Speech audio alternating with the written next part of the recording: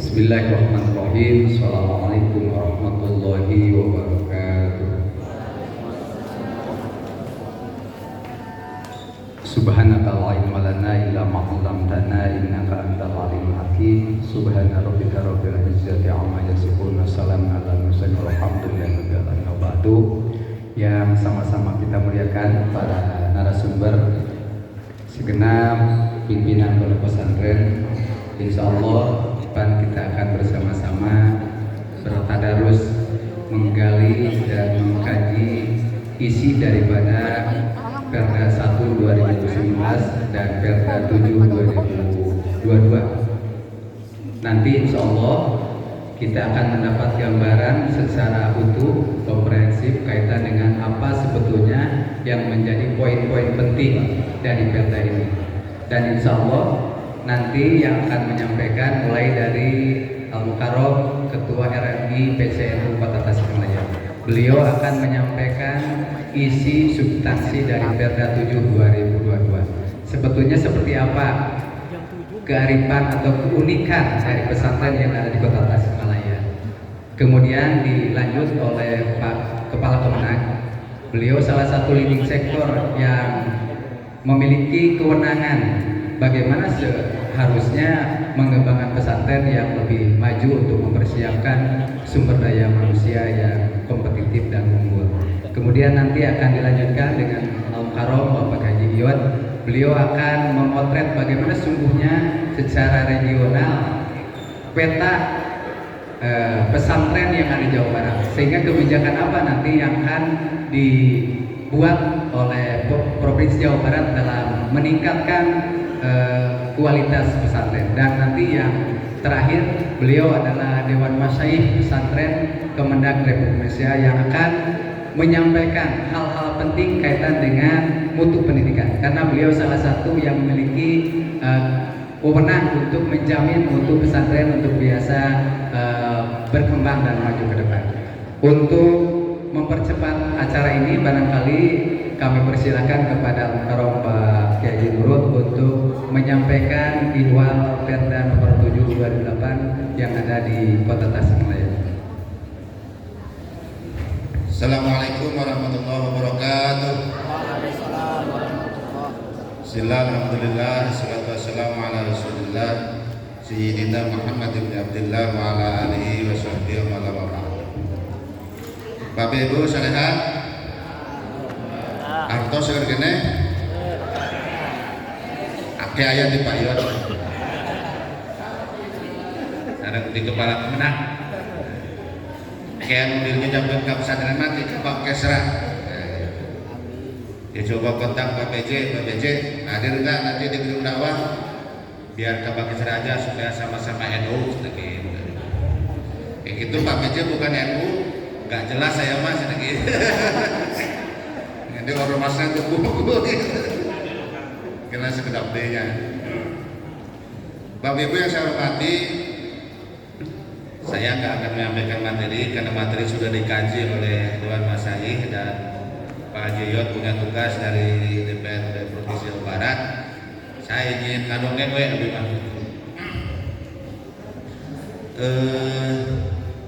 Sebelum turun undang-undang tentang pesantren, sebenarnya di Kota Tasikmalaya sudah banyak yang usul ke DPRD.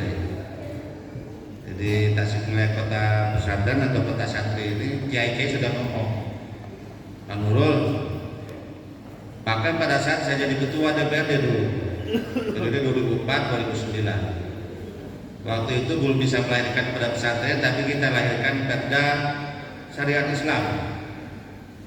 Judul pertama itu Perda Syariat Islam, dan itu kawalan para kiai Kota Tasikmalaya. Wali kotanya Pak Haji Sarif. Begitu jadi perda, konsultasi ke provinsi, konsultasi ke Depdagri, tidak bisa. Pak Ketua, ini bertentangan dengan undang-undang yang di atasnya. Kalau mau lanjut perda ini harus dirubah judulnya, jangan Perda Syariat Islam, kira-kira gitu. Dulu waktu itu karena saya ketua DPRD sampai datang yang namanya Intel provinsi Polda masih turun. Kira penurun teh apakah DITI mau lahir lagi di Kota Tasik ya gitu. Pan Padurul mah cenah Golkar mah nyari itu. Nah, iya teh salahna teh para pengamat gitu teh terlalu sieun gitu. Tidak kan? Bukan waktu itu kan berbarengan juga dengan lahir perda tentang nama-nama jalan. Kita buat jalan yang dari Lanur ke Cibudut itu jalan Kiai Haji Khair Apandi. Dipertanyakan juga waktu itu.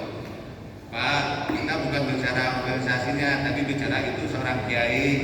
Dalam orang Tasik yang makan kiai, apa salah?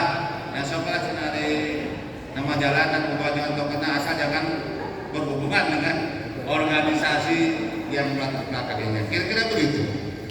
Nah, perda syariat Islam itu literasinya atau komunikasinya kita belajar dari perda Aceh Konun.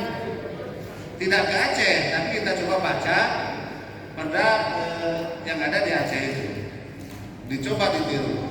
Ternyata di konsultasi provinsi sama Depdagri tidak bisa. Sehingga lahirlah sekarang itu perda non keperdataan dari lain. Kalau yang di bahasa Islam itu ada kalimat begini. Semua umat Islam yang berada di tempat umum harus berpakaian sesuai dengan syariat Islam. Kita kan umat Islam saja sebenarnya mah tidak, yang tidak Islam harus berpakaian sesuai syariat, tidak. Jadi menugaskan kepada umat Islam yang berada di tempat umum, di pasar, di mana kita berpakaian syar'i, kira-kira gitu.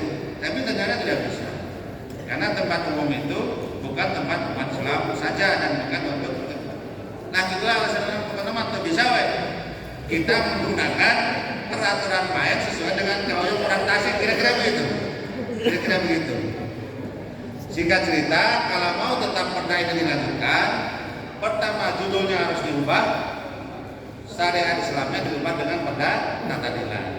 Isinya hampir sama, tapi yang bernuansa syariat Islam didelete, dihapus. Sehingga waktu itu yang bersifat memaksa waktu itu berubah menjadi himbauan, menghimbau supaya berpakaian syar'i, menghimbau supaya menyebarkan salam dan sebagainya gitu, yang pergaulan masyarakat supaya nah dulu cerita nanti kota Tasik menjadi kota madani dengan berbudaya Madinah lah gitu, berbudaya Islam gitu. Walaupun syariat tidak menentukan supaya syariat Islam kira-kira begitu. Nah, tadi balik lagi berbarengan dengan usul bikin perda pesantren. Karena tadi sesuai dengan yang disampaikan oleh Ketua KCNU, sistem pendidikan nasional belum sepenuhnya mengakomodir kepentingan-kepentingan teman-teman yang ada di pondok pesantren. Ya para kiai usul, cerita canda contohnya di luhurna, kumaha tuh. Nah, kemudian tidak begitu lama lahirlah undang-undang pesantren. Tidak lama kemudian Pak Iwan dan teman-teman membuat perda fasilitasi pesantren. Pak Iwan panitia dan Pak Susna. Nah, karena sudah ada undang-undang dan perda provinsi, kami di Kota Tasik gaduh jalan, bikinlah perda nomor 7 tahun 2022. Hampir sama judulnya dengan perda provinsi, yaitu perda fasilitasi pondok pesantren. Nah gitu. Isinya hampir sama, karena dia seolah-olah mengikuti undang-undang. Prinsipnya begini, pemerintah supaya tidak terlalu pusing ya. Nanti yang punya paparan ada Pak Ketua PCNU, ada Pak Haji dan ada dari Dewan Masai. Saya kandungin saja sudah komunikasi kita langsung paham lewat kalimat dan mata saya. Pemerintah itu kalau dibaca di latar belakangnya menyadari sepenuhnya bahwa pesantren itu punya jasa besar dalam melahirkan generasi Indonesia yang berguna untuk masyarakat Indonesia. Kira-kira gitu. Bukan hanya untuk orang Islam, tapi untuk seluruh masyarakat Indonesia. Jadi sistem pendidikan pesantren itu diakui oleh negara, diakui oleh pemerintah. Sejalan juga dengan pengakuan terhadap jasa-jasa para kiai, para tokoh, para pendiri pondok pesantren, termasuk berangkat dari belakang-belakangnya Wali Songo dan sebagainya, termasuk ketua pendiri NU dan sebagainya. Nah, menghargai itu perlu ada tindak lanjut. Apa tindak lanjutnya? Perhatian kepada pesantren. Jadi ada istilah-istilahnya, ada rekognisi, ada afirmasi dan sebagainya. Terakhir yang paling penting adalah fasilitasi. Nah, waktu membuat perda pesantren di Kota Tasikmalaya itu, kita sosialisasi laman bahasa legenda public hearing di Pondok Pesantren Awi Pari, Bangul Ulum, mengundang semua pimpinan pesantren. Dan alhamdulillah Pak Haji Yot hadir, ngesakan hadir karena Pak Haji Yot yang melahirkan perda pesantren di tingkat provinsi Jawa Barat. Pak Haji Yot hadir, ketua pansusnya saya, sekretarisnya Kang Wahid. Nah, jadi orang itu lah semua kira-kira gitu ya. Karena memang betul saya harus berpaham Kesra. Waktu kita bikin perda pesantren itu, pesantren di Kota Tasik baru 271. Hari ini 281 kan? 85 atau 82. Artinya dalam 22, 23, 24 dalam 3 tahun ini bertambah 10 lebih. Bertambah 10 lebih. Gitu ya. Nah, waktu hearing, public hearing di pesantren Bangul Ulum, ada beberapa tokoh yang bicara. Ada Pak Kiai Haji Atep, pimpinan pesantren Celendek, ada Pak Buta yang dari Limpari, ada Kang Yusuf, mana Kang Yusuf deh? Nah, Kang Yusuf PPP, ada beberapa lah tokoh. Yang saya ingat waktu itu pembicaraan itu yang pertama, beliau itu bersyukur pemerintah membuat peraturan yang intinya ingin memperhatikan pesantren. Saya Kang Atep dengan catatan pemerintah tidak boleh masuk kepada kurikulum, tidak boleh masuk kepada budaya yang sudah dibuat oleh pesantren. Kira-kira gitu. Jadi pemerintah bikin perda ini tidak akan masuk kepada kitab apa yang diajarkan oleh pesantren, pemahaman metodologi pengajaran, tidak akan masuk ke sana perda ini. Jadi jangan khawatir. Sebab di forum juga ada yang ngomong ini, Pak Nurul, ini bikin perda ini apakah ingin memproses pesantren? Jangan-jangan nanti kehilangan kemandirian pesantren ini. Jadi tergantung ke pemerintah enak. Jawab saya tidak. Karena pesantren itu bahkan sebelum ada pemerintah, pesantren sudah berdiri. Tanpa dibantu oleh pemerintah pun, pesantren insya Allah akan terus berjalan. Jadi perda ini mohon diterima sebagai sebuah tanggung jawab pemerintah terhadap jasa-jasa para pendiri pesantren. Jadi juga adanya gini, Pak Nurul, memang kami rasakan selama ini yang dapat perhatian pemerintah itu adalah pesantren-pesantren yang kiainya ada akses dengan orang-orang pemerintah, gitunya, pendukung pilkada, gitunya, dekat cara Makion, kira-kira gitunya, tim ses. Banyak ngomong itu, memang betul seperti itu. Memang ternyata begitu. Itu yang menjadi bantuan teh. Ada mau deket mah. Ya, awas salam gitu nya, tinggal suruh kabarkan serapa. Nah, kelahiran Perda Pesantren ini ingin menepis semua itu, sehingga dari 280 sekian itu, dengan adanya Perda Pesantren semua terperhatikan. Tapi sesuai dengan muatan lokal pesantren tersebut, sesuai dengan yang diinginkan oleh pesantren tersebut. Jangan sampai pesantren yang tidak ada lahan, tidak ada keinginan untuk bertani, dipaksa perlu cocok tanaman, tidak sesuai dengan keinginan pesantren. Melompat saja ya. Nah, waktu pengesahan perda ini, biasanya yang membacakan laporan hasil pembahasan itu teman-teman anggota. Waktu itu saya sendiri yang menyampaikan. Poin saya satu saja. Saya ingin meyakinkan wali kota, waktu itu masih wali kota, belum PJ.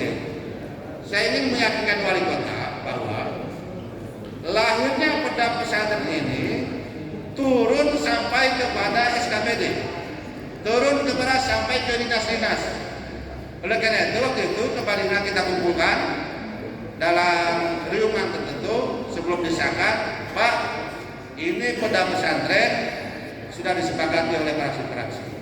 Saya ingin semua dinas, SKPD Satuan Kerja Perangkat Daerah, semua dinas, semua OPD, organisasi perangkat daerah, dalam program kegiatan itu memasukkan apa yang akan dibuat untuk pesantren. Namun teu aya wayah nangge pembahasan APBD-nya dinas Bapak dipertanyakan komitmennya untuk membangun pesantren. Kenapa saya ngomong begini? Dan modal kota pesantren Pak Hari. Lahan kita tidak punya. Sudah mau habis lahan kita oleh Pelum dan sebagainya. Industri pabrik tidak boleh di kota karena akan membuat polusi. Sudah lebih banyak masyarakatnya. Kalau di kabupaten mungkin masih bisa banyak lahan kosong. Pesawahan sudah semakin berkurang, pertanian sudah makin berkurang. Apalagi yang banyak dikirim itu pesantren. Kenapa kita berpikir pemerintah bahwa satu saat 5 tahun, 10 tahun, 20 tahun ke depan Kota Tasik ini jadi tujuan semua masyarakat Indonesia untuk belajar pesantren di Kota Tasik. Kenapa tidak berpikir begitu Pak? Karena kita harus berpikir mana modal kita yang utama. Ya ini warisan leluhur kita hari ini buktinya ada mencampur di Kota Tasik. Kenapa tidak diperkuat itu? Kenapa tidak diperkuat? Di Kemenak waktu itu saya ingat Pun Adib kayak Cecep, beliau masih kasih potret waktu itu. Setiap hari hadir membahas bicara tentang bagaimana sebagainya. Persoalan kita diantaranya Bapak Ibu, dari 271 pesantren itu yang betul-betul ada santri real mungkin setengahnya. Yang setengahnya lagi mungkin masih berbentuk madrasah diniyah atau sekolah agama. Jadi memondok nama langsung cicing ayah di kobok dari 270 sekian adik teh setengahnya. Nah, kita coba buka emis yang dikirim ke Kemenang Pusat. Kan ada persyaratan namina pondok pesantren memang kedah gaduh sarana. Aya madrasah tempat ngaji, aya kiai, aya masjidna, aya kobongna. Nah, kalau yang belum punya syarat ini bukan masuk pondok pesantren, mungkin masih pesantren tempat belajar ngaji, belum masuk pondok karena tidak ada yang mondok di pesantren itu. Atau sudah ada pondoknya, sudah ada masjidnya, kayak kiaian, tidak ada figur. Pondok pesantren tidak ada kiai yang menjadi figur. Itu syarat lembaga-lembaga pendidikan Islam yang dilahirkan dengan manajemen modern, dengan modal-modal besar. Tidak ada kiainya, bukan pondok pesantren itu. Kalau berdasarkan undang-undang ini, kita mah ingin pondok pesantren itu tadi ada madrasahnya tempat belajar, ada kobongnya tempat nginep, ada masjidnya tempat ibadah, ada kiainya yang menjadi figur. Tentu saja ke bawahnya ada guru-guru dan ustaz-ustaz sana, kita sudah pasti. Dan ada kitabnya yang dikaji. Paingaran pondok pesantren, kalau bisa ngaji kitab kuning saujang undang-undang acan, bukan pondok pesantren itu. Nah gitu. Kita ngajarkan kitab kuning. Sanes kitab Golkar, kitab kuning. Untuk lihat saya tidak boleh menyebut partai Golkar sebenarnya, tapi terlanjur nanya apun tenawe. Nah yang nama tahu usum kampanye. Nah pilkada habis sanes calon, katanya Bang Yot sanes calon gubernur. Nah, ya. Kalau beda lagi lah ketua PCNU calonkan wali kota, nah orang dukung saya. Tinggal buka duit, kita gitu terukur. Kalau membuka duit kurang panggilan udah gitu ya. Nah Bapak Ibu yang saya hormati, itulah ya kita lahirkan pada ini.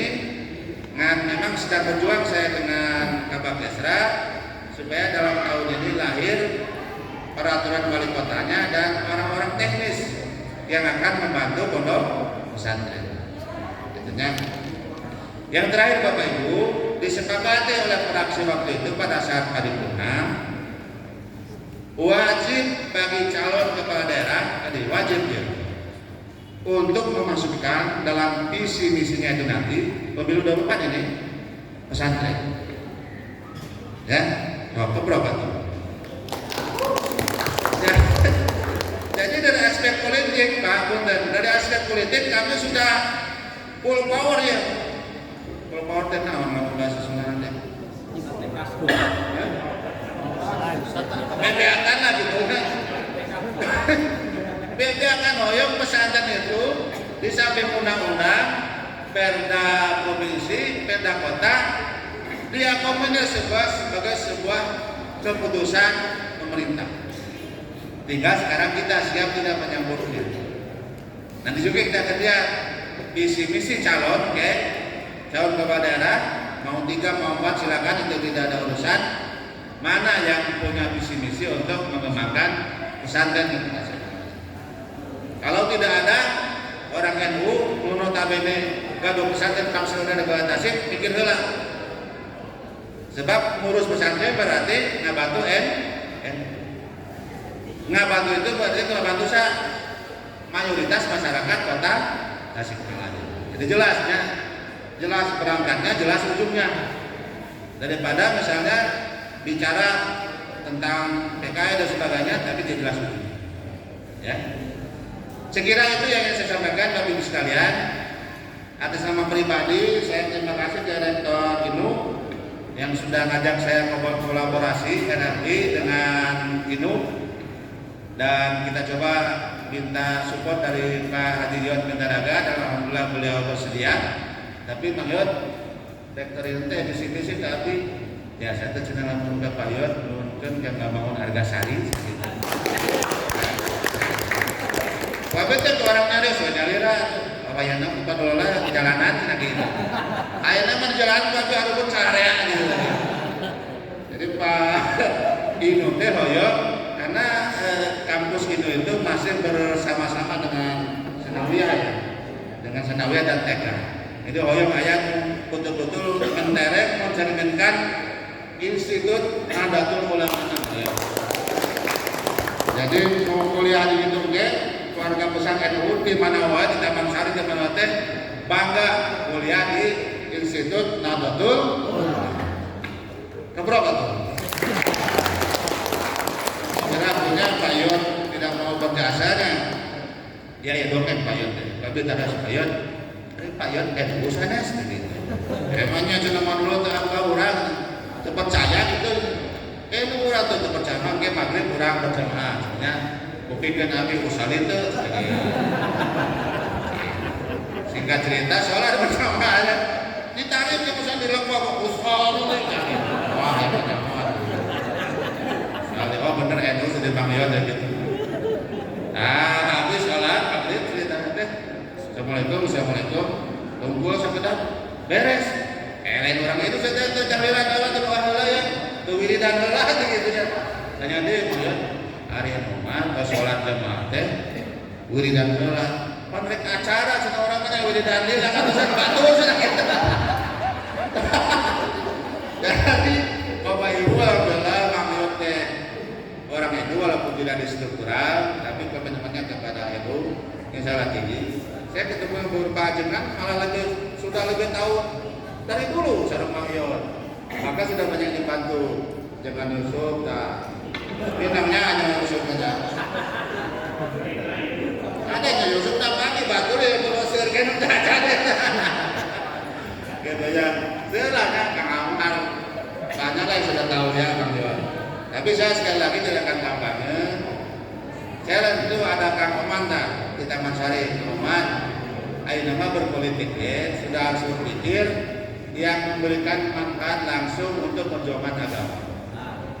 Untuk perjuangan agama orang NU mah dalam agama maju untuk kali cuma bisa milu. Jangan untuk perjuangan materi, karena kalau materi saja bisa-bisa agama tergabung. Saya sok kesel kadang-kadang nggak bantu ajengan. Masyarakat masih punya ilmu ngomong. Bukan wae cenah panulul mah nggak bantu ajengan. Kalian ke masyarakat itu masalah cobos ku ajengan wae cenah gitu. Nah, eta teh gagal atau orang membina masyarakat sama dia teh. Sebab orang teh kudu ngabangun agama. Nu kali itu bakal milu keneh. Nah, jadi mudah-mudahan yang dibantu ke Pak Yot pesantrenna masyarakat abe sing sadar diajak ke kiai teh. Ieu teh ngabantu pesantren teh untuk membantu masyarakat. Selanjutnya saya demikian atau nuhun kekirangan kelepatan bila ketika hilangnya wallahul muwaffiq ila aqwamit thoriq. Wassalamualaikum warahmatullahi wabarakatuh.